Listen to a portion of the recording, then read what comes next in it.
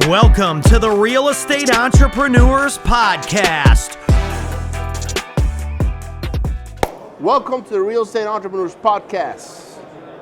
Today, we have Mr. Andrew Schlag. Good to be with you. Man, thank you for taking us such a short notice. Absolutely. To record this podcast and do some content together. Dude, I think we met, when was the first time we met? Maybe 2 or 3 years ago. Yeah, it might have been here probably. I believe it was here in Tampa. Yeah, here in Tampa at the family, at the first, maybe my first event. Yeah. At the family, not the reunion, but the event, you know? Yes. But anyhow, who are you? Where do you come from? Yeah, so Andrew Schlag, I now reside in Louisville, Kentucky. Okay. I was born and raised in a little town in southern Illinois. It's called Bellerive, Illinois. It's a town of about 400 people. Oh, wow. And Small town. Very small town. And was raised in the country, raised on a farm, and was a pig farm until I was maybe 9 or 10. And then, how many acres? Oh, goodness. It was over 2,000 sows. I remember that. Wow. So I don't remember the acreage of the farm. Then Dad started a construction company when I was about 10.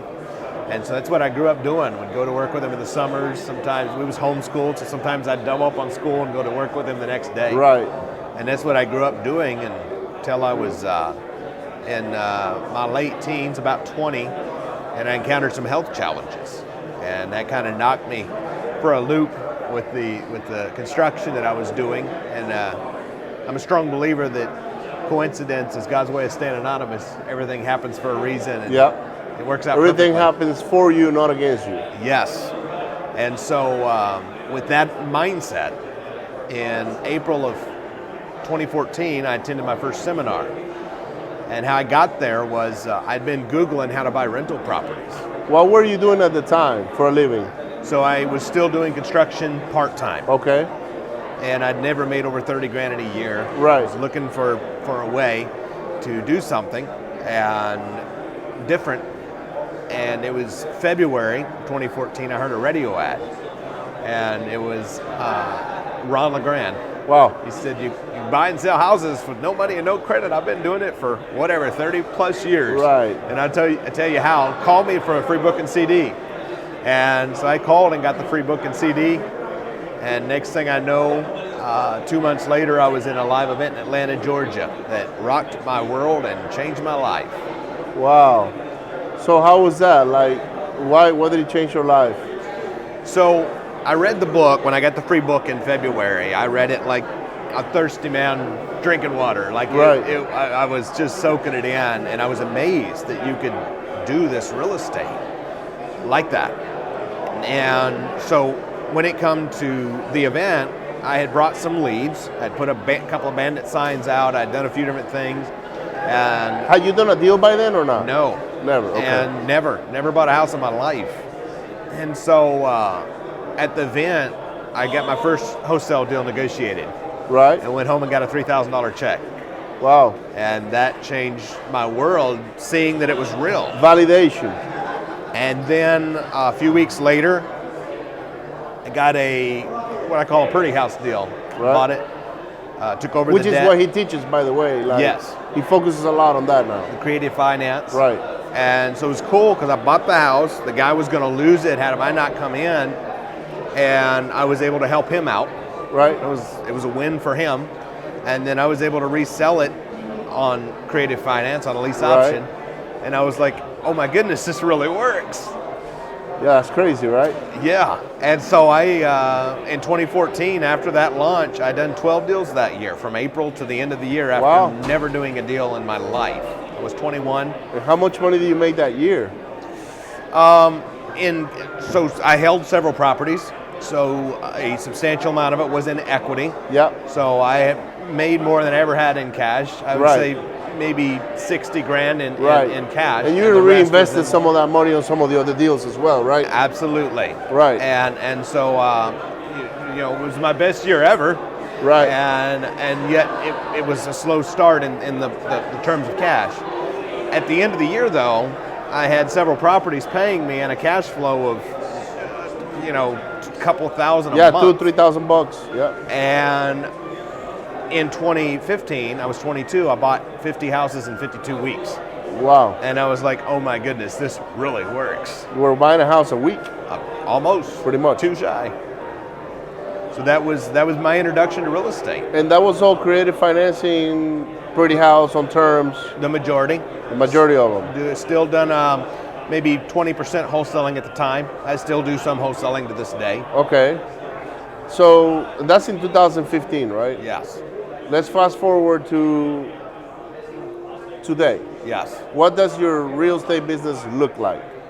Yeah, so still doing several deals a year. Right.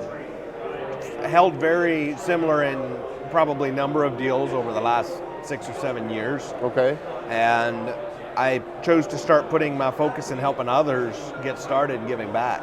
Right. And so in 2016, people started approaching me. How do you do this? How do you do this? I knew nothing about the education industry. Right. And so in 2017, a friend had come to me and approached me. It was the third or fourth person that approached me begging me to help him get started, basically. And I said, well, I'll accept a $5,000 deposit and we'll split your deals for the next 6 months. Right. And I did, and that was how the training even started. And he I made like how money you put it. Let me take a $5,000 deposit, and then we're going to split deals, and we're going to do deals on terms. And he got all of his money back before I took any part of my profits. Wow. So that was my first ever thing to helping somebody get started. Wow. Because I had no clue, nothing about it. Just a friend helping a friend and splitting deals. And wow. It worked for that. Wow. So, do you have a wholesaling operation today or not? Or just Yes. How does that look like? Yes. So actually, I'm a little bit in the ramp up phase. Okay. Last year, probably wholesaled a dozen, 15 houses, Right. maybe. This year, we're at this point a couple of months into this year, and probably wholesaled a half a dozen deals, give or take. Okay. So yeah. So you're on track. Very active Yeah, you went from 1 to about 3 deals a month now. in wholesaling. In wholesaling. And what are you doing for marketing? So we do a conglomeration of several Right. things. We still do the free ads. okay, Everything Fizbos. free. Yeah, we find houses for sale on all the free sources online for sale by owners, and then we do paid ads, online paid ads of many types, and then we do mailings. Okay. Oh, you do mailers. We still do mailings. Yeah, and that's And- performing well for us. It's going well for you. Yes. Now, are you doing mailers in a large metro area or smaller towns? Yeah, so we do. I started out in Evansville, Indiana, a little town in Indiana, and that's where I started buying because there wasn't much houses to buy in Belle Rive, a town of 400 people. Right.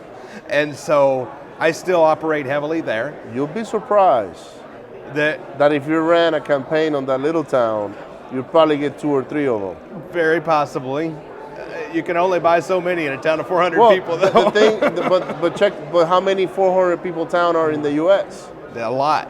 Right? Yeah. And so then you look at it and you're like, and those are easier to get That's very true. because nobody's targeting those towns. Yes. You see, most people don't look at those little towns because they're like, who wants to live there? Yeah. Guess what? There's a lot of people that want to live there for some reason. At least and there's 400 no new people houses. there. And there's no new houses, Yeah.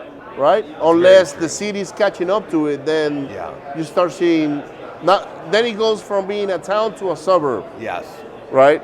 Very true. Yeah. And that is a good point for those listening that sometimes, I've had people come to me in Evansville where I've bought hundreds of houses and said, man, it just doesn't work here. There's not enough deals.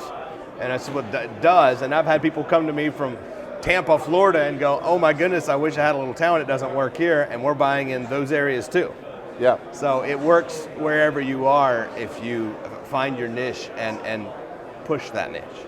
Good deal, man. So now you have a real estate team. Yes. You do wholesaling, but you also do your own stuff. Yes. How big is your team? How many people are involved in your real estate side? Right now there is 10 team members. 10. Yeah. That's a serious operation. It's a serious operation. The reason for the higher number and the number of deals, two reasons. Number one, we're in ramp-up phase. So Right. we've been hiring additional team members. And number two, we have a substantial amount of fix and flips, rehabs we do. Okay. When we're rehabbing, we have right now 4 staff members that are solely focused on that the rehabs. business. And so you're wholesaling, you're rehabbing, you're also keeping some properties. Yes. And like where do you see that ramping up to? Like, what is that next phase?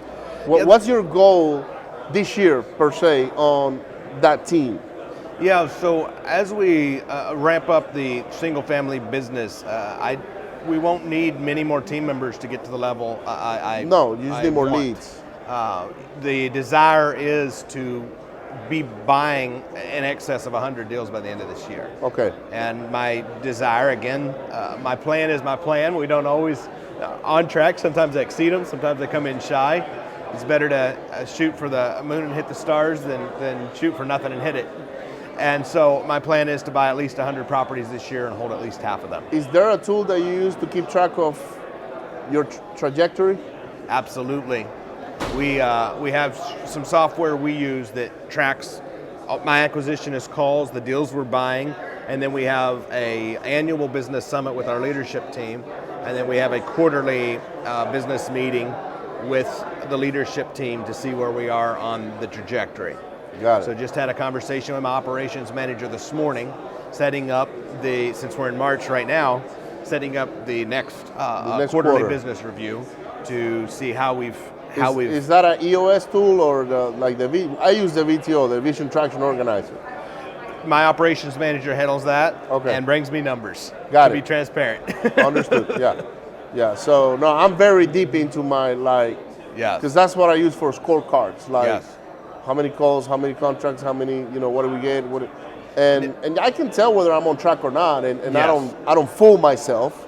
The other thing that's been very important for me is setting up the KPIs for my acquisitions managers. Right. Because I found in my earlier years when I started working with acquisitions managers, and for anyone who's wondering, the person who oversees the acquisitions, the properties, the acquisitions managers, I would just set a number of deals I wanted them to buy. And that didn't always translate to the number of calls. And so what we do is we look at the different various lead sources we're getting leads from, how many calls it takes to buy a house, and then make sure that we're setting KPIs for them to meet or exceed. And now, as long as they're hitting their KPIs, there's almost no reason they're not hitting the number of houses they're supposed to buy. Right. Now, if they're a little low on their number of calls, but their number of houses they're buying is still on track, then we're a little bit more flexible on that. Got it.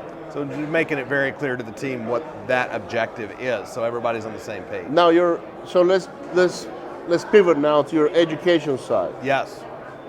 Is that the same team or a separate team? So there is some overlap. Okay. There is definitely some overlap. So I do in several capacities with educators, including my mentor and longtime friend now, Ron LeGrand. Right. And so right now there's overlap in that. I have adjusted, and some of my real estate team proved themselves to be amazing on the education side, helping set up the events and things. So there's definitely a substantial amount of overlap in that crew. So right now, my operations manager handles operations for both businesses. That's awesome, man. And now they get to feed off from two different sources, Yes. right? Which is the real estate and the education. Well, the education is so fun because number one, as I mentioned earlier, I'm able to give back, which I love to do, see others succeed, which makes me so happy. And it also brings more deals. We JV with students, and students are bringing deals by the dozens, literally. Yeah. And I love that because it gives you such more of a wider reach, because now people who are newer to the industry and looking to get started can come in and make money, and we're able to make money together. It's a win-win. Awesome, man. So how can people get in contact with you? Yeah, so AndrewSchlag.com, my name. Andrew, last name Schlag, AndrewSchlag.com. You can find my links there. I'm on Facebook, LinkedIn, and Instagram, and TikTok. And you got a YouTube, right? A YouTube I channel, do have right? a YouTube. It's at Drew Schlag. Drew Schlag, okay. Yeah. Man, thank you so much for taking the invitation, Andrew. I appreciate it. Thank you for having me, Ricardo. Guys, don't forget to hit share, like, and subscribe. Make sure you go to the Real Estate Entrepreneurs Podcast. Give me a 5-star review. If you got a less than that, let me know why. If there's something you want us to see, talk about, make sure you put it on the comments below. And don't forget the Real Estate Entrepreneurs event at 10 Grove, June 24th, 25th in Texas. I haven't chosen a city yet, but I will by the end of this week. I'll see you on the next one. Thank you.